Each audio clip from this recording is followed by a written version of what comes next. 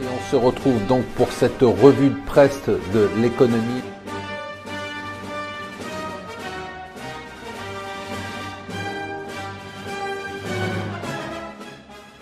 Bonjour et bienvenue sur Mon Financier pour la revue de presse de l'Écho. Nous sommes le lundi 29 mai et c'est vraiment un tournant géopolitique majeur dont on n'a pas fini de parler dans les semaines qui viennent. C'est quand même très important. Au lieu de passer des heures à analyser la poignée de main de Macron avec Trump ou de savoir si Macron a réussi à charmer Trudeau ou Merkel, ce qu'a dit Merkel est vraiment l'élément essentiel de ce sommet du G7.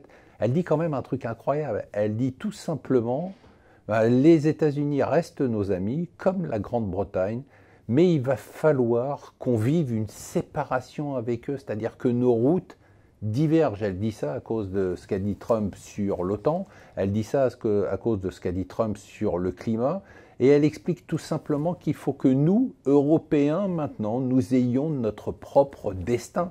C'est quand même presque un tournant, j'ai envie de dire, depuis la Deuxième Guerre mondiale. C'est-à-dire que les États-Unis ont été nos alliés, on a été sous la coupe des États-Unis, l'Europe a été créée, il y a eu énormément d'événements, mais dire qu'aujourd'hui, nos routes divergent et que l'Europe doit vivre son propre destin, c'est un élément majeur. Il est certain que Merkel, qui d'ailleurs continue à progresser dans les sondages contre Schulz, fera de son dernier mandat le mandat de l'Europe. Elle se veut la patronne de l'Europe. C'est quand même vraiment essentiel et je trouve qu'on n'en a pas parlé assez. On en a trop parlé de tous ces détails qui n'avaient aucune importance. Autre élément important, c'est la Chine. Alors ce matin, les marchés chinois sont fermés, mais on s'aperçoit que finalement, les marchés se foutent complètement de la Chine. Hein. On a record sur record un peu partout. Pourtant, première dégradation de la dette chinoise depuis 25 ans, dette qui est à 250% du PIB. En fait, sur les marchés, il y a des modes. Aujourd'hui, la mode est tellement positive que tous les événements négatifs, on les pousse de côté. Par contre, comme je vous disais, bon, on en fait des tonnes sur la Macron-mania. Je ne sais pas combien de temps ce truc va durer, mais là, alors en plus, on a la visite de Poutine.